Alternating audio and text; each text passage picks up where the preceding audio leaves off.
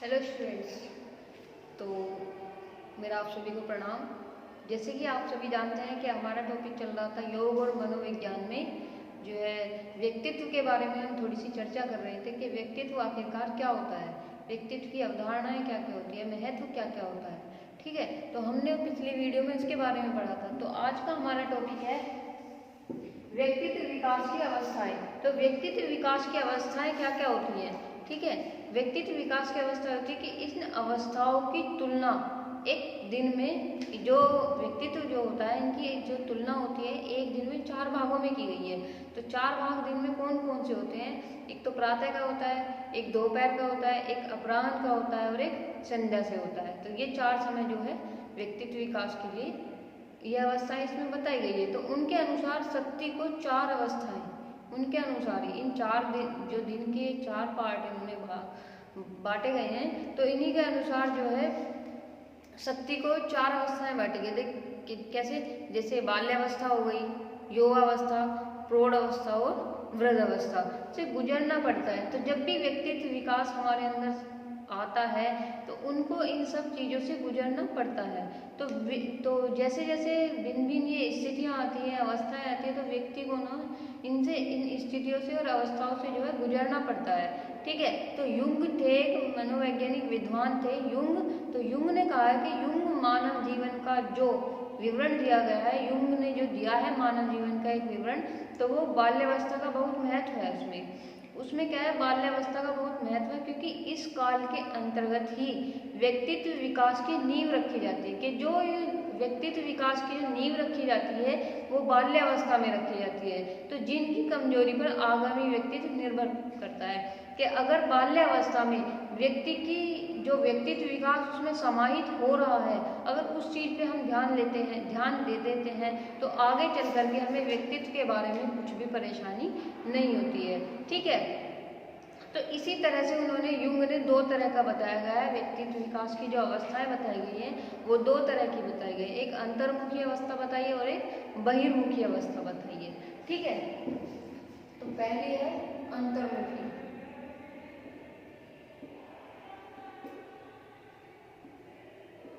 और दूसरी है बहिर्मुखी।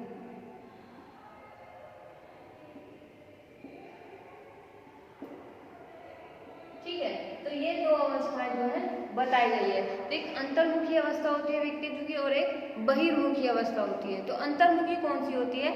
वे होती है, अंतर्मुखी वो होती है कि जिसमें व्यक्ति, जिसकी वे व्यक्ति जिनकी रुचि अपनी ओर केंद्रित होती है। इस अंतर्मुखी में क्या होता है, जैसे कि हम व्यक्ति हैं, तो हमारी रुचि जो है हमारे अंदर ही होगी, और जो अपने विचार हैं, हमारे विचार और भावनाओं में जगत में रहते हैं। तो मतलब जो हमारे अंदर के विचार हैं, जो भावनाएं हैं, हम उन्हीं के अंदर रहते हैं, हमें बहिर्मुखी से कोई लेना देना नहीं होता। जो सामाजिक कार्यक्रम होते हैं, भौतिक चीज़ें होती हैं, तो उनमें हमारा शरीर, हमारा चित्त लिप्त नहीं होता है। तो संसार क्षेत्र से उन तक ही सीमित रहता है, मतलब कि वो संसार क्षेत्र से बाहर नहीं जाता है, वो सिर्फ अपने अंदर ही सीमित रहता है। तो ऐसे व्यक्ति जो है अंतर्मुखी वाले कहलाते हैं। कौन से? जो जिनकी रुचि अपने अंदर ही रहती है, अपनी भावनाएं, अपने विचारों में ही वो घिरे रहते हैं, उनको किसी दूसरी बाहरी दुनिया से कोई मतलब नहीं रहता है। ठीक है, तो ऐसे व्यक्ति में लिबिडो का प्रभाव अंतर जगत की ओर कहलाता है। तो मतलब जो लिबिडो होता है, एक काम वासना होती है, तो वो अपने अंदर ही रहती है, कि उन्हीं क्रियाकलापों में वो लिप्त रहते हैं, उन्हें बाहरी व्यक्ति से कोई मतलब नहीं होता है। मतलब कि वो अंतर्मुखी रहता है, अपने ही मन में खोया रहता है, वो उसे किसी और की परवाह ही नहीं रहती है कि उसके साथ कोई और है या नहीं है। तो वो क्या होता है, अंतर्मुखी होता है, जिनको अपने विचार और भावनाओं में ही सिमटे रहने की आदत होती है, तो वो अंतर्मुखी कहलाते हैं। ठीक है, अब है हमारा बहिर्मुखी। तो बहिर्मुखी में ऐसे व्यक्ति आते हैं जिनकी रुचि सामाजिक और भौतिक वातावरण की ओर अत्यधिक रहती है, जो सामाजिक और भौतिक जीवन में ज़्यादा लिप्त रहते हैं। तो इस प्रकार के व्यक्तित्व वाले जो व्यक्ति रहते हैं वो बहिर्मुखी रहते हैं। ठीक है, तो उनका क्या है, लिबिडो जो रहता है वो बाहर की ओर रहता है। तो लिबिडो कहने का मतलब कि तो उनका जो चित्त रहता है, उनकी जो काम करने की जो वासना रहती है, वो बाहर की ओर लिप्त रहती है। वे बाह्य जगत में और समाज के साथ व्यवहार करने में आनंदित होते हैं। उन्हें उस चीज़ में आनंद मिलता है कि हम सभी लोगों के साथ मिले बैठे बात करें, सामाजिक जगत में हम घूमें, भौतिक चीज़ों में हम लिप्त रहें, ठीक है। तो इन्हीं के लिए उन्होंने जो है इसी चीज़ को जो है उन्होंने बहिर्मुखी बताया है। तो अंतर्मुखी जो अपने आप में लिप्त रहते हैं, जो अपने अंदर ही खोए रहते हैं, ठीक है, और एक बहिर्मुखी जिनको सामाजिक और भौतिक चीज़ों में ज़्यादा लिप्त रहने की आवश्यकता होती है, जो चंचल स्वभाव के होते हैं वो बहिर्मुखी होते हैं, ठीक है।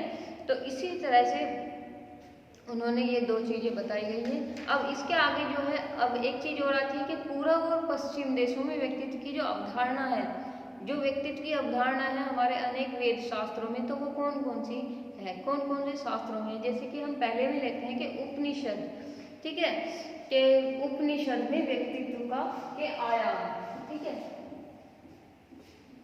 उपनिषद में व्यक्तित्व के आयाम,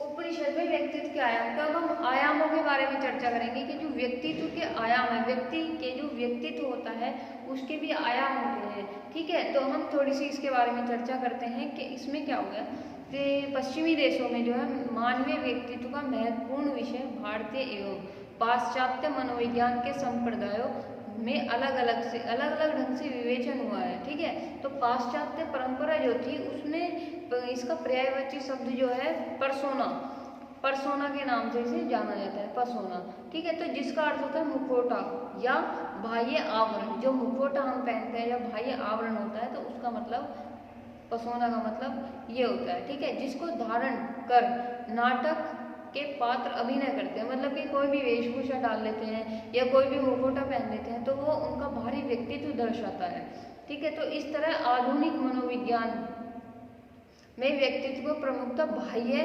व्यवहार के रूप में ही लिया जाता था, मतलब कि जो पर्सनैलिटी है, जो व्यक्तित्व है हमारा, तो पहले पाश्चात्य जो ये थी परंपरा थी, तो इसमें क्या है बाहरी चीज़ों को ज़्यादा, बाहरी चीज़ों को ही व्यक्तित्व बताया गया था कि जो उसका रहन सहन है, जो उसका पहनावा है, जो उसका मुखौटा है, तो इस चीज़ को ही उन्होंने व्यक्तित्व की धारणा दी गई है। लेकिन अब क्या होता है कि अब व्यक्ति के आंतरिक तत्वों को भी इसमें सम्मिलित किया गया है।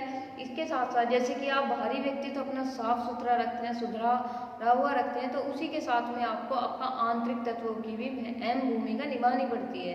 तो इसमें क्या है बाहरी तत्वों के साथ साथ आपके आंतरिक जो तत्व हैं उनको भी सम्मिलित किया गया है इस व्यक्तित्व में, ठीक है। तो व्यक्तित्व के भारतीय सिद्धांत, तो वैदिक साहित्य में जहाँ व्यक्ति को देह, प्राण, मन, मस्तिष्क, हृदय, आत्मा से युक्त एक जटिल संरचना के रूप में देखा गया है।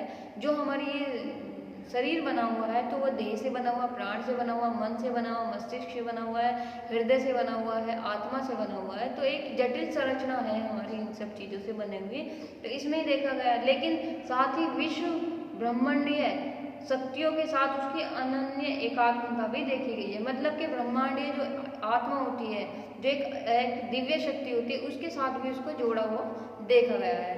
तो जो दिव्य शक्ति होती है वो हमें वेद शास्त्रों से, दर्शनों से आदि से मिलती है जब भी हम उनका अध्ययन करते हैं। तो उपनिषदों में व्यक्तित्व के क्या आयाम बताए गए हैं, मतलब कि उपनिषदों में व्यक्तित्व किस तरह से दर्शाया गया है उसके बारे में हम थोड़ी सी चर्चा करते हैं, ठीक है। तो उपनिषदों में व्यक्ति के जो आयाम है उनके बारे में बताया गया कि केंद्रीय तत्व एक आत्मा होती है व्यक्ति के अनुसार, मतलब उपनिषदों के अनुसार मानवीय व्यक्तित्व को केंद्रीय तत्व आत्मा है, मतलब कि एक उनका जो केंद्रीय तत्व है उपनिषदों के अनुसार मानवीय व्यक्तित्व का जो एक केंद्रीय तत्व है वो आत्मा है, जो ब्रह्म के समान है। आत्मा स्थूल है और सूक्ष्म है, ठीक है, स्थूल और सूक्ष्म आत्मा है, बड़ी भी है आत्मा और छोटी भी है। तो शरीर के साथ संयुक्त होने पर सुख दुख का अनुभव बन जाता है और वास्तविक सत्ता जो होती है वो ढक जाती है। तो उपनिषदों के अनुसार ये आवरण 5 प्रकार के बताए गए हैं, जिन्हें पंचकोशों के नाम से भी जाना जाता है, ठीक है। तो पंचकोशों का वर्णन सर्वप्रथम जो है तैत्तिरीय उपनिषद में किया गया था। तो पंचकोशों का वर्णन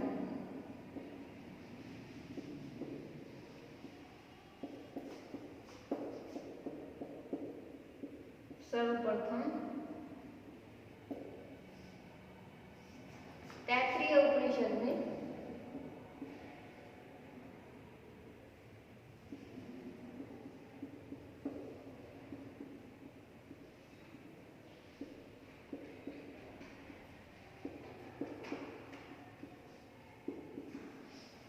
पंचकोशों का जो वर्णन किया गया था, जो हमारे उपनिषद में एक मानवीय धारणा बताई गई है व्यक्तित्व के बारे में, तो पंचकोशों, उसमें पंचकोश क्योंकि आत्मा के बारे में बताया गया है कि आत्मा जो है एक स्थूल केंद्रीय तत्व होता है इसमें हमारे मानवीय संरचना में।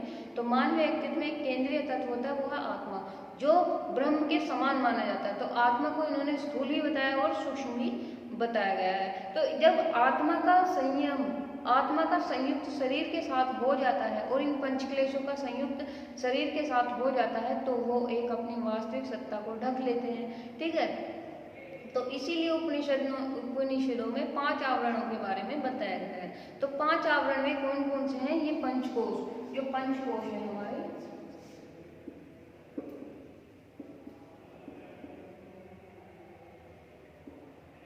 पंचकोश। पहला है हमारा अन्नमय कोश,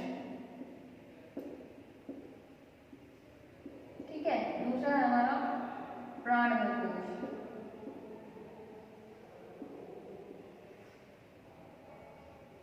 ठीक है। फिर है हमारा मनोमय कोश, आनंदमय कोश। पांचवा है हमारा विज्ञानमय कोश,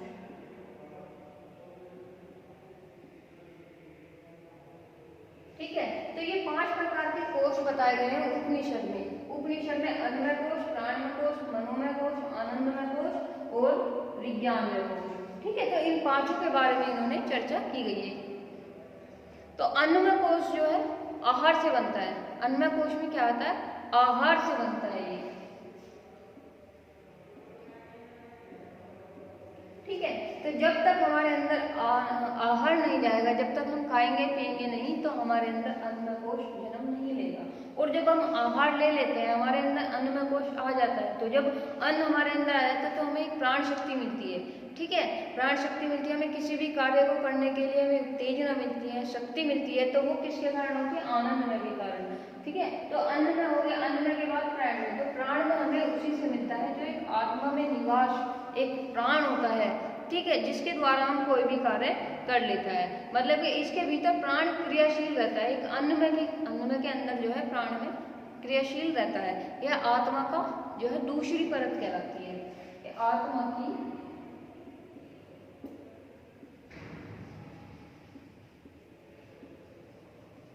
दूसरी परत, ठीक है। फिर आता है मनोमय कोश। अब जब हम आहार सही लेंगे, हमारे अंदर प्राण की भी पूर्ति रहेगी, तो हमारा क्या है? मन भी सही रहेगा, मन भी हमारा अच्छी तरह से कार्य करता है, ठीक है। तो प्राणमय कोश इसको कहते हैं। इसके भीतर अंदर मन का अस्तित्व होता है। तो इसी के भीतर प्राणमय के अंदर मन का अस्तित्व होता है, जिसको मनोमय कोश कहते हैं, ठीक है। इसी के भीतर मन का अस्तित्व होता है।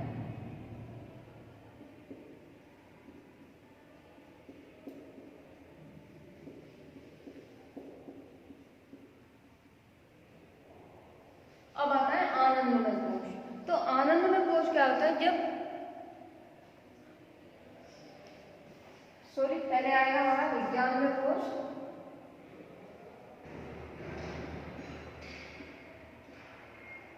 ठीक है। अब आएगा हमारा आनंदमय कोश। तो जब हम आहार सही से ले लेंगे, आत्मा की जो दूसरी परत है प्राण, तो प्राण भी हमारे शरीर में सही रहेगा, मन का अस्तित्व भी हमारे शरीर में सही रहेगा। मतलब कि अन्नमय भी हो गया, प्राणमय भी हो गया, मनोमय भी हो गया। अब आता है विज्ञानमय कोश। जब हमारे शरीर में इन तीनों कोशों का पूर्णतः विकास रहेगा, तो हम किसी भी चीज को, किसी भी अपनी बुद्धि को, एक बुद्धि का अस्तित्व होता है, भिन्न बुद्धि का अस्तित्व होता है, जो सभी कार्यों को निर्देशित करते हैं। तो विज्ञान के द्वारा क्या करते हैं? हम अपनी सोच विचार को आगे बढ़ाते हैं, हम कुछ सोचने के लिए समर्थ होते हैं, हम कुछ भी कार्य को करने के लिए समर्थ होते हैं। मतलब विज्ञान में के द्वारा क्या है? हम किसी भी कार्य को करने में सफल होते हैं, ठीक है। तो ये विज्ञान में कोश क्या है? जब तक ये 3 कोश हमारे सफल नहीं होंगे, तब तक हमारा विज्ञान में कोश भी सफल नहीं हुआ, ठीक है। तो विज्ञान में कोश में क्या होगा? इस क्रिया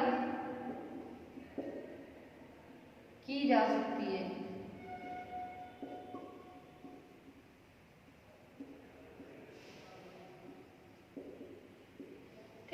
कोई भी क्रिया की जा सकती है। अब आता है आनंदमय कोश।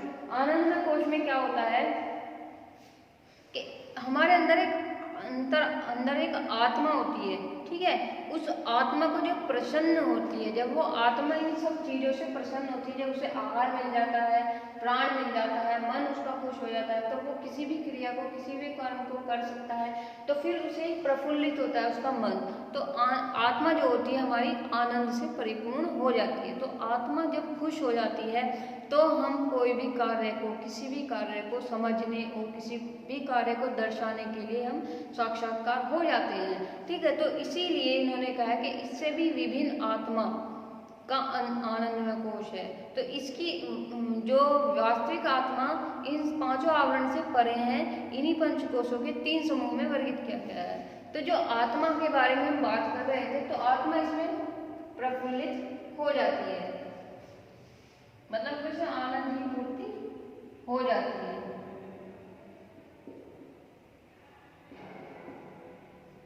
इसमें आनंद की पूर्ति से हो जाती है, ठीक है। तो अब इसमें क्या कहा गया कि वास्तविक जो आत्मा थी हमारी, जो आनंद से परिपूर्ण है, तो उन्होंने पांचों आवरणों से परे इन्हीं पंचकोशों को 3 समूह में बांटा गया है। मतलब इन्हीं पंचकोशों को 3 समूह में बांट दिया गया। तो आत्मा जो है हमारी स्थूल है, एक शरीर जो होता है हमारा, जो शरीर में जो आत्मा निवास करते थे, तो स्थूल शरीर, सूक्ष्म शरीर और कारण शरीर। तो ये 3 तरह के हमारे शरीर होते हैं। एक स्थूल होता है जो बड़ा होता है, सूक्ष्म उससे छोटा होता है, और एक कारण शरीर होता है, ठीक है। तो इन कारण से इन तीनों जो 3 शरीर के प्रकार हैं, इनमें ही इन पंचकोशों को उन्होंने विज्ञप्त कर दिया है। तो इसमें क्या बताया गया कि स्थूल शरीर में अन्नमय और प्राणमय को, तो इसमें क्या है, स्थूल शरीर, ये स्थूल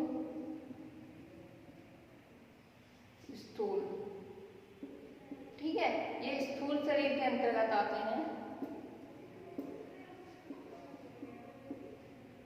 ठीक है। ये दोनों हमारे स्थूल शरीर के अंतर्गत आते हैं, अन्नमय और प्राणमय कोश होते हैं।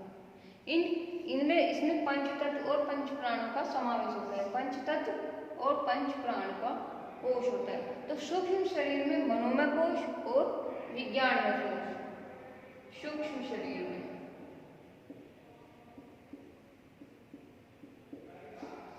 ठीक है। तो ये सूक्ष्म शरीर हमारा मनोमय कोश, विज्ञानमय कोश। अब तीसरा है हमारा आनंदमय कोश, तो वो ये आएगा हमारा कारण शरीर के अंतर्गत,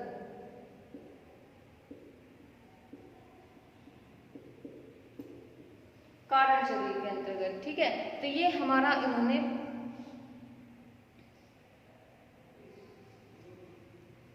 तो जो आनंदमय कोश है वो आत्मा का सार नहीं है, ये तो परमात्मा का सार है। जो परमात्मा से एक बार मिल जाता है तो आत्मा तो पूरी तरह से स्वतंत्र है।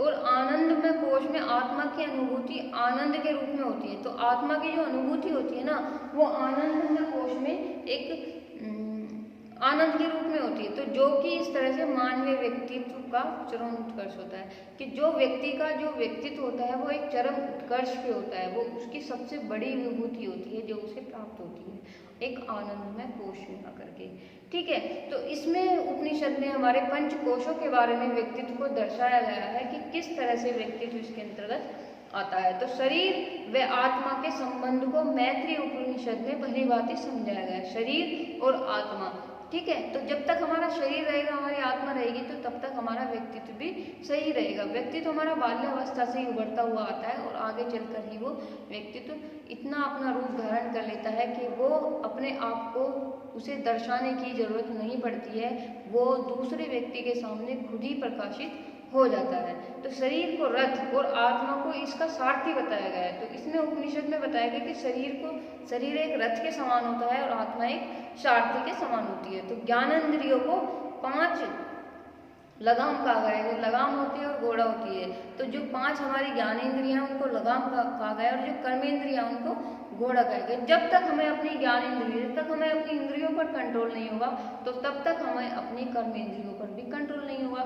तो सबसे पहले हमें अपनी जो हमारी 5 ज्ञानेंद्रियां हैं उन पर नियंत्रण करना होता है, उसके बाद ही हमारी 5 कर्मेंद्रियां कुछ भी कार्य करने से रोक पाती हैं। तो यही वर्णन जो है इन्होंने कठोपनिषद में किया है। तो कठोपनिषद में इसका ही वर्णन किया गया है कि 5 ज्ञानेंद्रियों और कर्मेंद्रियों के बारे में। ठीक है, तो इनको अपना अपना कर्म भी बताया गया है। तो इंद्रियों से परे प्राण का अस्तित्व, प्राण से परे मन होता है। इंद्रियों से परे प्राण होता है, प्राण से परे भी मन होता है। तो मन से भी सूक्ष्म बुद्धि होती है और बुद्धि से भी परे महान आत्मा का अस्तित्व होता है। तो उन्होंने बता दिया है हमें एक तरह से कि इंद्रियों, जो इंद्रियां होती है, इंद्रियों से परे प्राण होता है, प्राण से परे मन होता है, तो मन से भी सूक्ष्म बुद्धि होती है और बुद्धि से भी परे एक महान आत्मा का अस्तित्व होता है। उससे भी परे, उससे भी अगर परे होगा तो अव्यक्त परम सत्ता का हमें अनुभव होता है। ठीक है, तो इसी के द्वारा व्यक्तित्व को दर्शाया गया है कि जब तक हमारा मन, इंद्रियां संतुलित अवस्था में, स्थिर अवस्था में रहती हैं तो तब तक हम व्यक्तित्व, हमारा व्यक्तित्व सही हो रहता है। हमारे विचार, हमारी वेशभूषा, हमारे लक्षण, हमारे सभी ठीक रहते हैं। ठीक है, तो आज उपनिषद के बारे में हमने पढ़ा था कि उपनिषद में व्यक्तित्व के आयाम क्या क्या होते हैं। तो उपनिषद में पंचकोशों के बारे में बताया गया। पंचकोश को 3 शरीरों के अंतर्गत उन्होंने कैसे बांटा है, तो उस चीज के बारे में उन्होंने आज व्याख्या की थी। तो आज के लिए हमारा टॉपिक इतना ही काफी। तो आज की अगर वीडियो आपको अगर हमारी अच्छी लगती है तो लाइक करें, शेयर करें और कमेंट करें और सब्सक्राइब करना न भूलें। Thank you so much.